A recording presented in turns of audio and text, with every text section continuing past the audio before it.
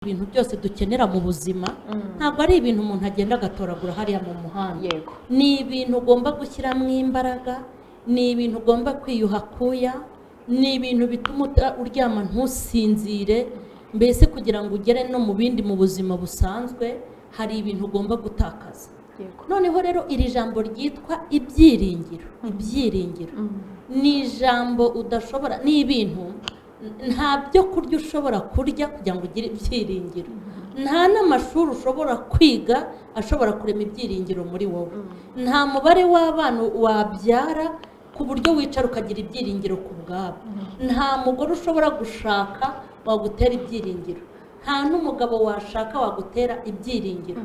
Umuntu ushobora kugira ibyiringiro ni umwe ku isi, ni umuntu wafashe ubuzima cyangwa agafata ubugingo bwe, agafata ibindi ibimurimo byose, akavuga ngo njye sinishoboye, nta n'ikintu nakishoboza, hanyuma akabifata akabibika mu Mana.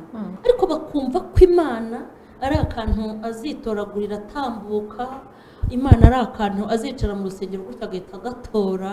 Mbese hagomba gushyirwamo imbaraga byibunza, ahubwo ibyiringiro ni umuntu ugomba gushaka Imana, iyo Mana ikamuteramo iki ibyiringiro.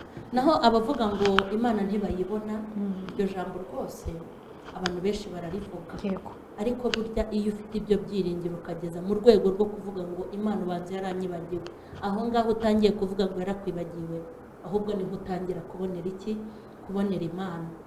Rero inama nagira abantu ni uko bagomba gushaka Imana bashyizemo imbaraga. Yewe nakijijwe nkageraho, nageze ku rwego ruvuga ngo wabimpa, Yego. utabimpa ntakizambuza kukwiringira no kukubaha. Yego. Kuko narakurebye sanga nta wundi ku isi ukuruta. Yego. Hanyuma iyi Mana rero iyo uje kuyishaka uyishakaho amafaranga, ukaza kuyishaka uyishakaho ubutabazi bw'ikintu runaka aricyo kikugenza, ushobora no kuzarinda upfa ntacyo ubonye. Yego. Kubera iki? Rwose ntabwo Imana ijya igira ibintu byo kujugunya no gupfusha ubusa. Yego. Kandi Imana ni umubyeyi udutekerereza, Yego. ni umubyeyi ufata abana yabyaye ikatugabira bitewe n'uko ibishaka. Yego. Yego. Rero iyo uje kuyisenga ufite imibare myinshi ikwereka yuko ikurusha imibare. Yego. Mana mpa amafaranga. Yego.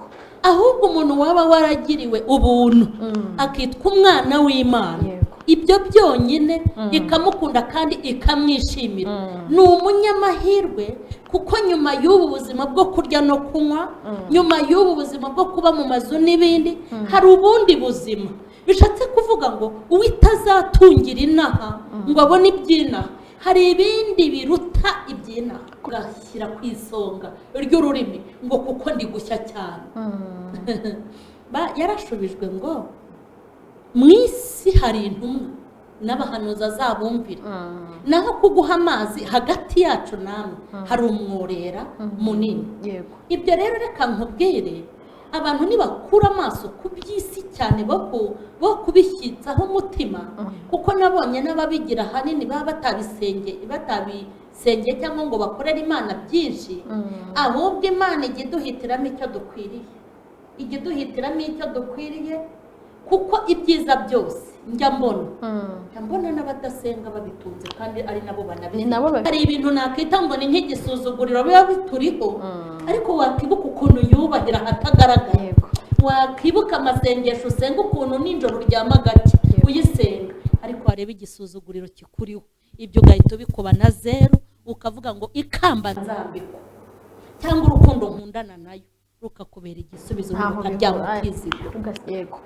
Ubundi ubuzima mu bintu njyewe byatumye nkomera, nakomejwe n'ubuzima Yesu yagiriye n'ahamwiza. Yego.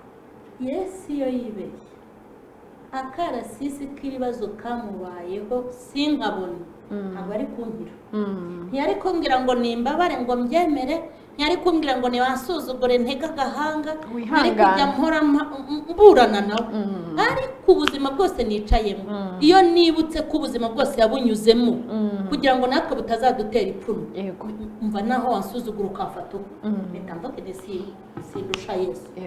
Urabona nta mugaragu uruta shebuja, ahubwo abantu barashaka icyubahiro kiruta icy'Imana yagiriye inama. Yego, uzarebe n'ubu no mu buzima busanzwe usanga Imana nta cyubahiro bayiha, ahubwo bagiha abantu, kuko profete cyangwa uwo dadi na mami bose ni abacanshuro, twese duca ishuro ku Mana. Yego, ariko urebe Yesu kira kintu yakoze cyari gikomeye, yakoze ikintu gikomeye cyo kuvukira mu mugore, kandi kera umugore ntago yabarwaga. Yego, yari umuntu nyine uri hariya inyuma, usibye ko ubu Yesu yabikoze neza, umugore agahabwa agaciro hamwe na nyakubahwa, ariko umugore yari hariya y'amasaka, bajya kurya amasaka mabisi, barya amasaka mabisi kandi afite ubushobozi bwo kubihindura. Hanyuma ngo hari n'igihe bavuze ngo umwami yavuze ngo uyu munsi ngo tubafungurire nde, ngo hoya barabani mu mwihorere ngo mutuzanire Yesu. Yego, hanyuma tuvugishije ukuri, ni gute umuntu ababazwa naho bamwicaza hatamukwiriye? Ntabwo Imana yaguha icyubahiro utarasuzugurwa, ibyo mubyibagirwa. Hanyuma kandi yabona ko uzabishobora ikanabiguha. Njyewe mu buzima bwanjye kuva nakizwa, ariko rero na mbere yuko nkizwa ntabwo ibyiringiro byanjye byabaga ku muntu n'umwe, kuko nta n'umwe najyaga mbona hafi yawe. Yego, hanyuma rero maze no gushaka ntabwo ibyiringiro byanjye nigeze mbishyira ku mugabo, nta n'ahandi nabishyize kuko nta hafatika nagiraga, nari meze nk'inyoni iguruka mu kirere. Mu bintu byatumye rero mbana n'abana banjye, icya mbere cyatumye mbana n'abana banjye nuko ari njye wababyaye. Yego, buriya hari ikintu kibabaza muri iyi si, iyo tujya gutwita no kubyara ntabwo tujya tugirana amasezerano n'abana ngo tugirane amasezerano ngo ngiye kukuzana ku isi. Rwose no kuba umuntu yabyara umwana ntamurere, abantu babyaye abana ntibabarere nta n'ijuru bazajya, icyo cyo bakimenye, kereka umuntu utarabigizemo uruhare, ko nabo tutabakomeretsa barahari batabigizemo uruhare, badafite n'ubushobozi bwo kurera abana babo, atari ubushobozi bwo mu ikofi, ahubwo ari uko babambuwe akazi kandi nihaye.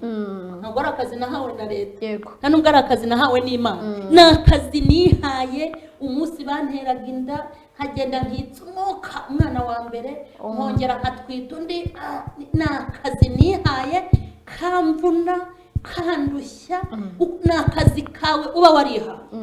Umuntu wumva adashoboye rero kuzabarira nareke no kujya kubabyara. Yego,